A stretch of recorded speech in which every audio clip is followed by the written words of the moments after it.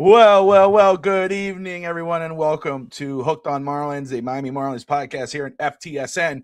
I'm Bobby Finstock, joined by the On Deck Baseball podcast host, Russ Morgan. Russ, my man, no on deck tonight, but Hooked on Marlins. I know you got on deck next week. How are you, my brother? I'm good. Yeah, it just didn't work out tonight. It's all good. We'll get at it. There'll be a lot of stuff to talk about on deck baseball wise. I'm doing good. We got I'm flipping back and forth here between the Cleveland. They're always going to be the Cleveland Indians to me. I'm sorry, just like it's going to be the Washington Redskins to me, and the Dodgers game, but then also the Celtics Heat game, and then also March Madness. My college team is Arizona, so they play Saturday, which will be a very tough game because the University of Michigan is really good. I'm jacked there, and then we got the Masters coming up, but also baseball. We're 6 games, basically 6 games through for everybody. So cannot complain about that. Man, let me tell you. So first off, got some people already dropping in. If you're watching the second episode 2 of Hooked on Marlins on FTSN. Russ, of course, our brand ambassador of baseball, knows everything about baseball, is a Yankees fan, but he's global. He'll talk about his bread and butter is college baseball. I'm going to start with that. But scout, but talks about the pros. So he's so nice and kind of taking some time here and talk some Marlins with me because he just knows everything about the ins and outs. And I'm just what you call a basic fan. But love to talk about the Marlins. I'm blessed because T-Mobile got a great deal. I don't know if y'all have T-Mobile, but you should go check it out. Got that free MLB TV for a year, and I've been able to watch every Marlins. Make sure to cancel that before it renews. Yeah, make sure you cancel it unless you really love it. I'll tell you what, though, I've been loving it, especially now. Marlins are making it worth it. I mean, right now, leading the NL East 5-1. And Josh Wingate's Philadelphia Phillies 3-3. So just to throw that out there. I mean, I know it's early. But Miami Sports, I see you in the comments. Great to see you. Cookies and Cream, great to see you as well. Sports says Chris Jericho returned to AEW. I did see that. So I'm sure Josh Kimmel will talk about that on Real Talk Wrestling. But how about them Marlins? I mean, so far, so good. A lot to like. I mean, Sonoha with the dance. My son loves the dance. You can't see my hips, but that's what he does. And, Marcy, and thank you, Canada, for KC. I texted Evan the other day. I mean, today I was like, hey, have you been watching the Marlins? Only the Blue Jays. I'm like, of course you do. I'm like, you got to go check out Owen Casey. Thank you for Owen Casey. And how about Sandy, man? So it's been a good start. It's a long season. We know that, right, Russ? I mean, a lot of teams that are not doing so good, they could turn around and be, very good later on in the season. But right now, the Marlins are doing their job. Friday, we got a good game. We got a game that's important to both of us. For you, you're actually going to have to watch the game or pay attention because the Marlins taking on the Yankees. So that should be a lot of fun, and it should be a good test for Miami to see if, what they're doing could kind of carry over. But before we get into their strong start, let's talk about the win today. The Marlins win the series 2-1 over the White Sox after, of course, sweeping their first series. And then, they lost their first game against the White Sox, took the next 2. And it was a dominating 2 wins. Today, more especially, I mean, 10-0. A big win. Otto Lopez, home run. Liam Hicks, another home run. He's the leader in the clubhouse when it comes to home runs. I mean, really cool to have him and Ramirez as our catchers, and Hicks coming off, the way he played today, continues to play well. Owen Casey, as I brought up, another good game. Just love, and then Jimenez was performed today as well. They didn't have anything. I think he was only at bat twice and didn't hit, but Edwards, etc. Just all around, the Marlins, at least right now, look like a unit who, they're all on the same page. They're having fun. It doesn't just seem like, oh, let's just hit the ball. It's strategy. It feels like it's strategy. Like, just get it here. Watch for stealing bases. Be fast. Marcy is a dare. Man, Marcy's fast, dude. Marcy, I mean, he takes over and he's gone, and he'll go get third base when he's already on first base. It's crazy. But Russ, I have to ask you today's win with the Marlins, Sandy's performance, the team overall. You brought up the White Sox in the first episode about that you like their young team, and they got a very good young team. They do. We know. I mean, you got Tristan, you got trying to remember, is it Anthony? No, Jake McCarthy. Am I right? Yeah, they got a handful like Colson Montgomery playing short. I have a personal guy, Scotty Chase Mydroth, who was with That's right. Yep. He was at Miracosta High School. It's Costa, so it's like the hat, like the fishing hats, but it's so everybody who's not from there will go Costa, but it's how you pronounce it. It's Costa in Manhattan. Costa, Miracosta, Manhattan Beach, California. So I got to scout him, and I loved him because he's like 5'10", just a not physically imposing guy, just a good athlete, really hard worker. And also I'll mention maybe baseball, Murataki Murakami has looked very good, 5 hits in his first 6 games, 3 home runs. Is a guy who people said they don't know where he can play. They don't know if he can hit MLB pitching. But, and like we saw it, when I spoke to you and Alex last year, just for the Marlins of the whole, like last year, there is something to say is that this team just doesn't know. They like last year, they're not expected to win. They don't know. They're not. They have no expectations, but they're just going out and playing hard. Now, the expectation for this team's not to make the playoffs or win the NL East. I think you just got a good group of young guys that like to play ball, that the expectation's not there. They're going to play hard. Now, with Sandy coming back from a year removed from Tommy John, 2 years removed now, his arm is going to be stronger. He looked phenomenal today. I mean, with a complete game three hitter. But, it's not just him. Owen Casey, I know what we all say, redheads, they don't have souls, but, he definitely – is swinging a hot bat. Liam Hicks leading the MLB in home runs. Otto Lopez had a solid game. I like the young core. I don't think if you're a Marlins fan, you should be thinking about the playoffs this year. But I think what they're finally, and hopefully they for the Marlins' sake, they stick with this and maybe spend a little money next year on players that fit the system, because I think they're starting to move in a direction where they can still be competitive. And I wish I took so you texted me at like 7:30. Is like, hey, you want to go? Yes, that's my guy, Anthony. I will talk. And I saw something about the Marlins 1997 World Series team, and there's like 5 things similar to this team. And the only 2 things I can remember is they both started 5-1, and they both have a Conine on the roster. So you got Jeff Conine, who's the first Marlins Hall of Famer, and now you got Griffin Conine, who's his son. Yep. And I'll say too, I love that Anthony. First of all, shout out to Anthony Manzano. He was on the show last night, but he had some issues on StreamYard. I was having issues on StreamYard, but I appreciate him coming through. We were trying to do that mock. It just wasn't working out. We got to finish it, but of course he had to finish it in the comments. But what he was saying too, we talk about Owen Casey and Hicks and Sanoha and a lot of the players, but the bullpen has been very good for Miami. I mean, Sandy, we're going to talk about him just a second, but they're third in team strikeouts per game right now in the league, only behind the Dodgers and the Braves, which is crazy. The last 3, I think, averaging 8.33. See here. Yeah. So and behind, let's see, this is the last 3, but 7.20, right behind 660 and 640 for the Dodgers. So, I mean, you think about Yuri, you think about Sandy and company. What do you think about, like you were saying, like, yeah, there shouldn't be any expectations about this team right now. It's early. It's great. 5-1 is awesome. And the way they've won has been great, comebacks and dominating and doing it.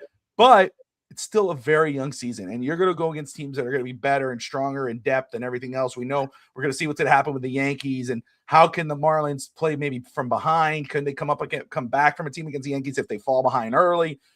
That's all going to be hearsay. We'll talk more about that next week when we get to see those games. But one thing that could help the Marlins this season, and I think it's great that Anthony brought that up, is the bullpen, is the pitching rotation. What do you there was a lot of rumors about Sandy getting traded, maybe Yuri and whatever. A lot of, there was a team in on Sandy. I'm forgetting which team it was last season, and they didn't get him. You watch this pitching rotation, you see Sandy led by Sandy and Yuri. What are your thoughts on it? Like, can that help them? Like, is that good to say, instead of trying to trade them off, hey, let's keep adding to that. Let's get that stronger. What are your thoughts on their rotation? I mean, I think the rotation, their first three guys are solid with Yuri and Sandy for sure. We'll see what Max Mayer does. He looked very, good in his first start. The back end, what is with Junk and I can't remember who their 4 or 5 is. Junk and I'm blanking on who is their fifth or their Junk and Paddock is definitely up in Paddock, who definitely got that lone loss. I think that 4 or 5. I think if you're not gonna trade Sandy, which it was a good move not trading him last year. Yes, he does have 27 to 29 million, but last year if you would trade him last year, you're trading him on the low. As you saw last year, he had a better second half and was starting to look like he was progressing, but you were not going to get his true value. Now, if you are not as competitive, trade him, because the way he's looking right now, you could get a big haul. Now that what we saw with Peter Bendix did, Edward Cabrera had a career year, most innings he pitched, most wins, one of his lowest ERAs, and he cashed in big. If you would trade Sandy, you want to get some guy that's going to help your team in the future. Now, baseball's a weird sport. I mean, that nobody in the right mind would have thought the Marlins would have been in the wild card race 3-4 games out of the end of last year. And if you were, I mean, hats off to you. If you thought the Marlins were going to be, that competitive last year, you know more than me. And I think I know a lot about baseball, and maybe my ego gets a little too much, but I think I know more than you. But I think I did. Nardi's looked good. I did like the Peter Fairbanks ad from the Rays. The closing pitcher. Yeah, Fairbanks has been very solid in the bullpen. Yes, he was on the Tampa Bay Rays, so he doesn't get the national hype, but that was a very good sign. And I will mad they do have 2 guys waiting in the wings. We'll see what they do in this minor league. With the minor league season just kicking off with 2 lefties, with Robbie Snelling and Thomas White, who are 2 high prospects who are projected to be up this year sometime. Snelling they got from the Padres, and drafted Thomas White a couple 4 or 5 years ago in the second round. I do say I did like them bringing back the teal jerseys. I thought it's just classic. So I like that they're bringing that back. Besides, I know the kids love the new colors, but I'm like, go old school. I like the old school jerseys more than all this new crap sometimes. Yeah. Yeah, I'm with you. I want old school, of course, and it's hard. I say Miami Marlins, but to me, they're always the Florida Marlins. I mean, that's just what it is. But I don't hate the new look. I mean, well, it's not new really, but I don't hate the new look, but I prefer the traditional look, the old school. But talking about Sandy, and again, it's only 2 starts, but a very impressive 2 starts. I mean, again, the lowest ERA. I said that right, Russ coaching me up before the show. ERA, the lowest ERA in the league right now, with no runner. I think it's 0. I mean, today was impressive, but great all around from the team. And you can't hate on Hicks, his catcher, what Hicks was able to do. But you bring up a great point about value and everything else. And as the sign There goes it down, goes. there it goes. It's live, man. And I don't know what the hell happened there. But it's all good. That's what happens when you're alive. I don't know what the hell happened there. But anyway, as it comes back into moment there, it doesn't have to, but it's okay. But there it goes. All right. So I will say, I mean, they are going to get Stowers back in 3-4 weeks. He's going to be back. Yes. Going to add there to that. I do like that outfield core with Stowers. Marcy's struggling so far. You know, what he's won 122, 136, but he'll figure it out. And like you said, he does create some havoc on the base path. He has some good speed. Can always get that extra base and try to extend. You'll get Stowers back. Casey will be there. You have Griffin Conine. I don't know. Bruce Sherman, is that a Marlins guy? That's the owner. That's the owner of the Marlins. But and you guys like to sell. What's up with Miami and selling partial ownership takes to foreign countries? I don't know. I didn't see anything about Bruce Sherman. I know about Stephen Ross and the Dolphins. Somebody came up to me today and was like, "Hey, what does this mean?" I was like, "Well, it's only 1%. It's not really, and it's 1% of $16 billion franchise." And I doubt the Marlins are worth that. Maybe I'm wrong. Forgive me. But anyway, so we're talking about Sandy before my background fell here, which is always fun and still not looking, but it's all right. Appreciate it. The Sandy with the lower ERA, they said something today, and I was reading up on here today, and I want to get your opinion because your footprint is all over the league. You're watching everything. You're familiar with the best pitchers and all this whatnot. I mean, solid start of the season. And he's a former Cy Young winner, the first one for the Marlins.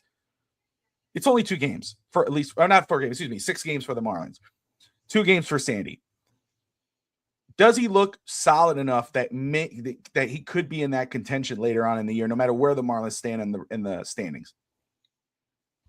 I mean, if he's like this, yeah, I think it's always going to be tough in the NL because you got Paul Skeens there. But I mean, if you're keeping that ERA low, now they've shown the committee who does votings has shown different that because Paul Skeens was 10-10 with the 1.97 ERA last year and won the Cy Young.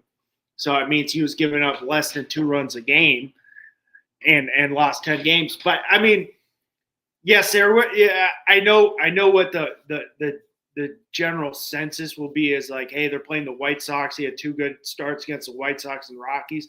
I'm like, I think this is just positive for him from now. His first half was very slow last year. He started progressing at the end of the year. He looked good with Dominican Republic in the World Baseball Classic. And now it's just another year of him strengthening his arm. All signs are pointing to he can get back to that form because it does take a little bit from coming back from Tommy John to just get used to that new ligament and your new throwing program. So I mean, of what I've seen from his 2 starts and his starts with the DR, it's starting to look like he's starting to get back to the form he saw pre-injury, in my opinion. I could be wrong. Baseball is a failure game, so I could fail and big time on that. But if I'm right, I'm right. But it's starting to look like he's starting to get to his form where pre-form of before he got Tommy John. I want to say too, again, ERA, earned run average 0, 2 wins, 12 strikeouts. Today 93 pitches to shut out the White Sox, and it is the Rockies, it is the White Sox, but still very impressive to do that. These still are major league hitters. They're there. I mean, you can only, and I know people are going to say every sport. I'm like, it's the White Sox, the Rockies, or hey, you beat the Browns or something. In football, I'm like, you can only beat who's on your schedule, who's in front of you. Yeah, 100%. That's who's on your schedule. I mean, hey, I don't care if he shut out the White Sox, and yes, they lost 100 some odd games, a couple years ago, and set a record for most losses in Major League Baseball. You're still facing guys who are the top of the top. They still are making. I mean, there's so many ball players that can't get past. I mean, I was in college who can't get past minor league baseball, career minor league baseball players because it's so difficult to make it to the major league. So yes, it's the White Sox, but they still are these guys. I mean, you're still facing MLB hitters. Yes, you're not facing the Dodgers or the Yankees, but you're still facing MLB hitters. And I mean, he didn't make a mistake today. I mean, you're bound to see one or two mistakes. He was on. I mean, he was hitting his spots. I will say too, I like that you brought up about, again, saying beating the Rockies or beating the White Sox is kind of like saying, no, they beat the Browns, but that's still a professional team. Those are still professional players. They're playing. They are at the top of their game compared to the guys below them. It's like when I was watching the World Baseball Classic. And and hopefully the in-laws aren't watching. And but with Team Puerto Rico, there was one moment where the ball was it was a fly ball. It's easy to go get it, catch it, and whatever. I mean, you don't have to be Russ Morgan and realize you catch the fly ball, fall and run under it, catch it, done. And it just they watch it and they it's there, and then you let it get on base. It was a thing. Something happened there. I forgot which game exactly it was. It was Italy, against Italy, I believe. And I was like, what the hell? And they, it's because we don't have our star players. We don't have Lindor or whatever. And I said, here's my problem. I get that. But these are still, you don't have to be superstar players to know to do the base. They're still professionals. It's like, so bringing up that point there, what you were just saying, it's still the same thing. I heard that excuse. I'm like, you know what? And I had to tell some people from, my brother-in-law's uncle, he's from San Juan. And I'm like, you got to realize, and I told Sammy this too, and Sammy agreed. I'm like, it's tough because you want to be playing Dominican Republic. That's your biggest rival, not Venice. Venezuela, DR is not the rivalry. It's Puerto Rico, Dominican Republic. But I'm like, this is probably a good thing because your great talent is starting to get older and older. Who's the next great Puerto Rico guy? You lost Lindor, Correa, Baez are all north of 32. You lost Yadier Molina, who is a Hall of Famer. Who's the next guy? So it was struggling this year for your national team. But I'm like, you got to start finding the next up and coming guy to for the future of your development of baseball. Yeah, on the 100%. But the point you were saying too about the competition he's facing, it's still very impressive because he's doing it against a professional baseball player. It's not like I'm not like obviously you might not know this guy. You probably know him, but I don't know. Like Tarek Skubal, who had a good start, but he was going up against Great Britain. And Great Britain, I'm like, come on. I mean, like, he gave up one hit and it was a home run, and then shut him down. I'm like, yeah, it's Great Britain. He's pitching against AA guys. It's not I'm like, I'm not really putting any stock in that. I mean, it was like Team Italy was Team United States JV's team, even though they beat us.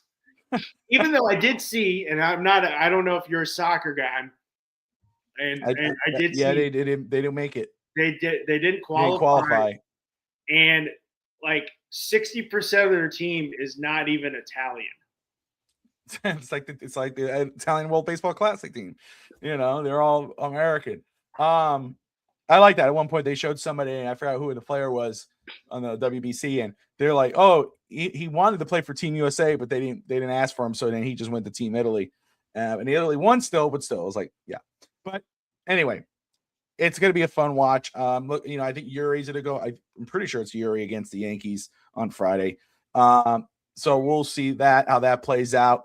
Again, just a shout out Liam Hicks. Right now batting average of 467, 3 home runs, 12 RBIs.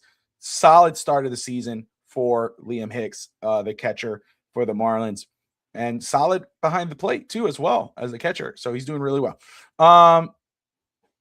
Again, there's a lot to like about that team, about the Marlins right now. I think, Liam Hicks is definitely, he's looking good. He'll platoon there with Augustin Ramirez. Played some first base DH. Also want to whenever Joe Mack is definitely a guy we could see. You could see. I don't want to say we because I'm not a Marlins fan, but you could see coming up, and he's a better defensive catcher. I do like what I've been seeing of Sanoha. What is he? Yes. Sanoha is what? He's batting only 12 ABs, but batting 583. And he was, 2 for 4 today? Yeah, every time he's on base, it's like he's going to get a hit. So, I mean 7 for 12, 2 doubles, 583 on base percentage. And then the one I'm not a huge fan of is OPS, which they love. He's got, which I got to figure out what it is. Everybody, it's the new OPS is the new stat. It's the new analytics they love. And I told you before, I'm like, give me your on base percentage, because I'm like, yes, you're getting me a hit, but how many times are you working a count, getting a walk? How many times are you getting on? I want guys on, because if you're that's when I can score runs. But I've liked what I see of Sanoha. I don't know where if he continues that more platoon role. But I think there's upside. There's definitely upside. I think Marcy will figure it out. At one point, Otto Lopez looking good at short. I think first base and catcher's kind of their one question mark, especially at first base. But I mean, you're going to get Christian Morel is going to come back, guy they got from who was with the Cubs and then he was with the Rays. He's been on the 10-day. He'll be back. Should see some time at first. Definitely trying to get more ABs for Conine, and then you're going to have Norby. And if Sanoa's hitting the way he is, you have to put him in the lineup. I mean, you find a way to put him in if it's at third, if it's at second.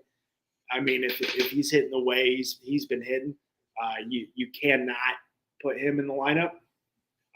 And then Anthony brought up Iva Arquette was her first round pick last year, who a guy I loved, and I even told we did a draft show. We did our draft show, yeah. And Alex came on. He's like, and he came on right after. Or I texted him before some. I said, who do they want? I'm like, well, if this is who's going to be here, most likely, but if this is who you want to fall, and I go, you want Arquette to fall, you will be golden if he falls. Now, I don't know if he is a shortstop, but he could play third. He's about 6'5" too. So they give his timeline 2028. I'm saying his ETA is 27. So next year. I think he goes through quick. But I think that was their draft last year. Their first couple rounds, they hit it out of the ballpark. Yeah, it's a lot to look forward to, and I'm really I remember him now. You covered that draft and you did it great, and you had some people, and I actually jumped on, and and this is what I was talking to my buddy, and he's been on the show once, and he's got an 8-month-old kid, so he's pretty busy, but he tries to come on. That I played baseball with. He's a Dodgers fan. I'm like, just talking, and I told him, I'm like, hey, all I need, I'm talking all 30 teams. I don't need you to be an expert if you come in like Bobby. Like you said before, Bobby, you're like, I'm not a baseball expert. I'm like, hey, I don't need that. I'm like, just come in, make, even on the draft show, I'm like, I don't know the draft guys. I'm like, just come in, keep it light, say a few things if you know something. Just like, I'll do the deep dive, like you don't have to be the analyst. I'm like, just come in and be like, hey, we're talking the Guardians today. I'm like, say a few comments here and there, add something, and then get me going. I'm like, I'll do the deep dive. It just kind of helps me out. I'm like, I don't need you like this show. Like, you're the Marlins fan. You're the guy. It helps when you're like, hey, Russ, like you know more than me. I'm gonna be the Marlins are my team, but I know you know more baseball than me. And I'm like, that's great. It helps me out more. I'm like, you make your comments, you got here, like, well, can you go deeper into this? It helps me out more. Like on the draft show, I knew those guys coming in. They're like, hey, I don't know much. I'm like, that's fine. If you can do a little research, just know a couple guys, make a comment here and there. I'm like, I'm going to keep it light. I'll do the scouting. It just kind of helps me out. I don't need you to be the baseball analyst. I don't need you to. Honestly, with me, sometimes it gets boring when I got three or four baseball analysts going at it and the same with their opinions, because we all think we're right at some point. Right on. No, you're 100% right. And, and I will say this. I'm going to do a plug here again. Russ Morgan on Deck Baseball Podcast, usually Wednesday nights. But, he's like, I'm taking a night off. I'm like, are you though? Are you? I'm like, yeah, you don't have to talk baseball tonight, but how about Marlins baseball? He's like, all right. How about what I want? How about what I want you to do? He's like, okay, I'll do it. But, man, I do want to get around the league very quick. And Bobby, I will plug back. Bobby knows if he asks me to jump on, and obviously if I say I could go on, I'm going to be there. Yes, sir. Yes. If now, God forbid something does happen, I have to. But I'm like, hey, when I like you were like, hey, can we do this at 9? Bobby was a little late. He was on like his Hispanic time over there. Like 30 minutes late. I'll let that one go. No, hey, dude, I went to Compton College. I know all about CP time. It's all good, bro. I got you. Hey, but it's just like he knows when Bobby texts me. I'm like, just give me some time. If I say I'm coming on, if I'm going to say I'm going to do it, like we did that. Jets got their ass kicked against the Dolphins. Actually, it was a good game, but Dolphins won. And I was like, you're like, hey, you want to come on after? I'm like, yeah, I'll come on. Even the Jets lost that game. I'm like, hey, I said I'm going to come on. I'm gonna come on. I got you. I'm the same. Let's go. It's all for fun, and I appreciate you, and I enjoy doing this. And man, it's this was the right time, obviously, to start talking some Marlins on the channel more frequently, which we will do. May have some rotating hosts once in a while, depending on who's around and who's available. But I really do enjoy talking this with you because of your baseball knowledge. And guys, I'm going to tell you, I'm not kidding. You want to listen, if you love baseball, you want to talk baseball, learn baseball, watch Russ on That Baseball Podcast. He has great guests. He's, big on college baseball, in on Miami Hurricanes, in on a lot of teams with college football, college basketball right now, and also pretty good at knowing college football. But as a preview for On Deck, hopefully we'll get that back going. College blitz here sometime. I don't know. It's been kind of dead, but yeah, it was the same thing. Kane's stuff. I talking about college blitz.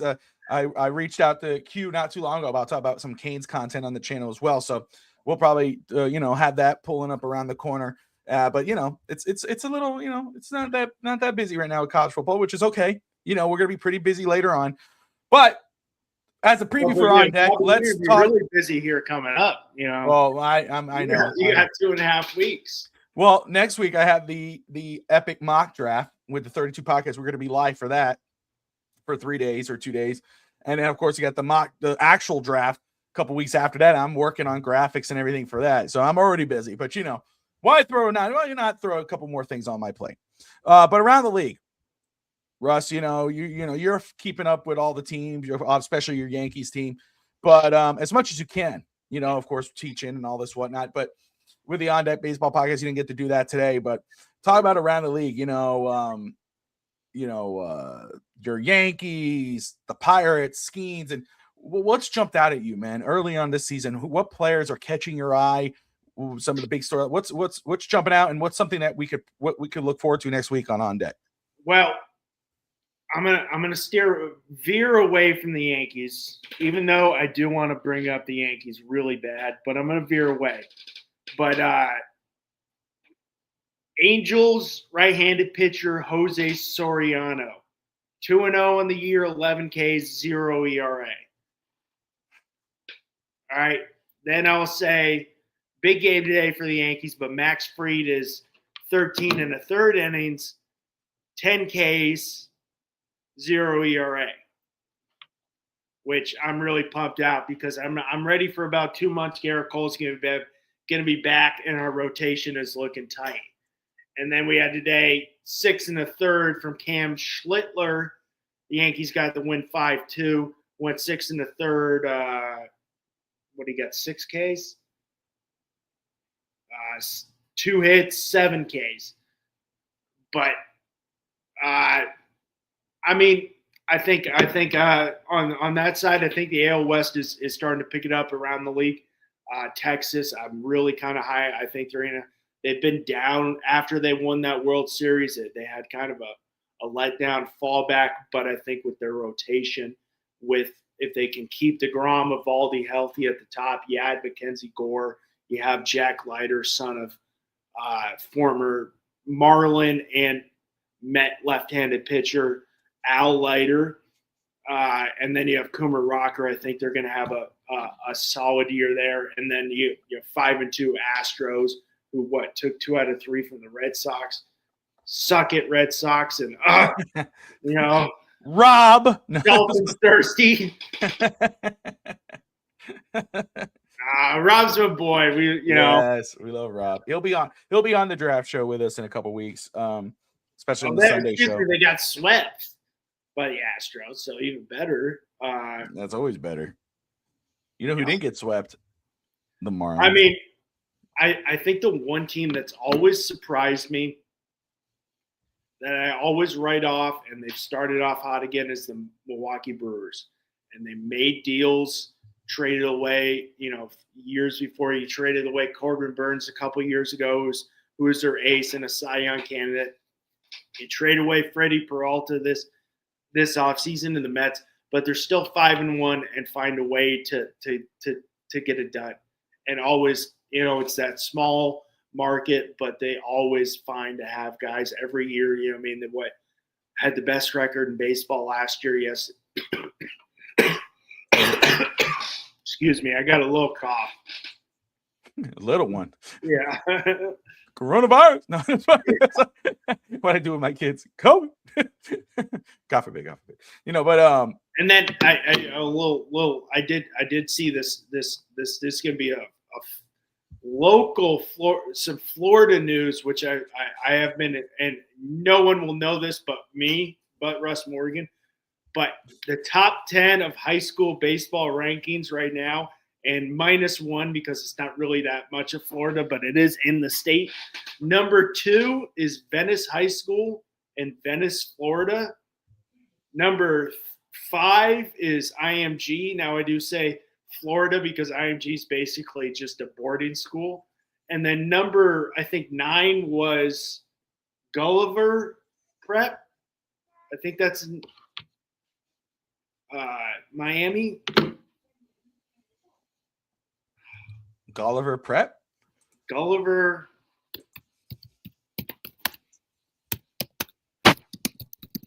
And then Stoneman Douglas is right there. Gulliver Preparatory High School, Pinecrest area.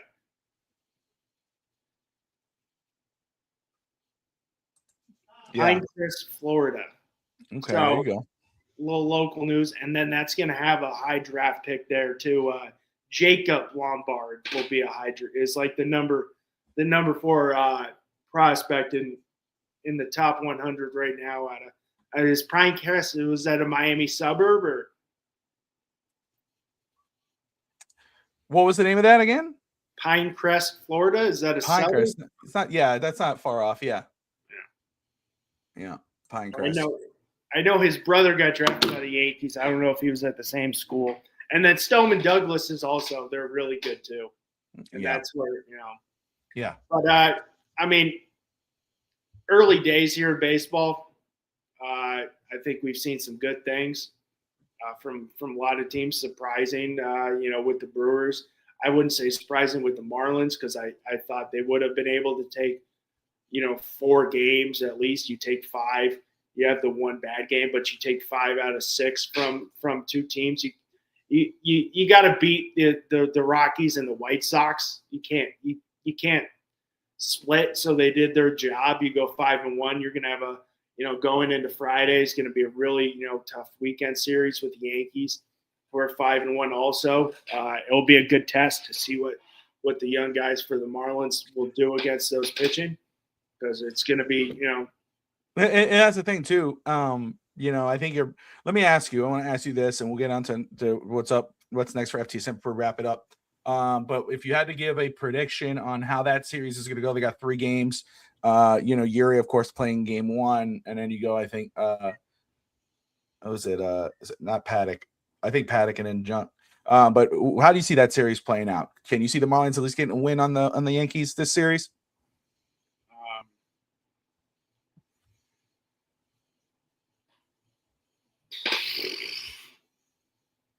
I was going to say 1, but no.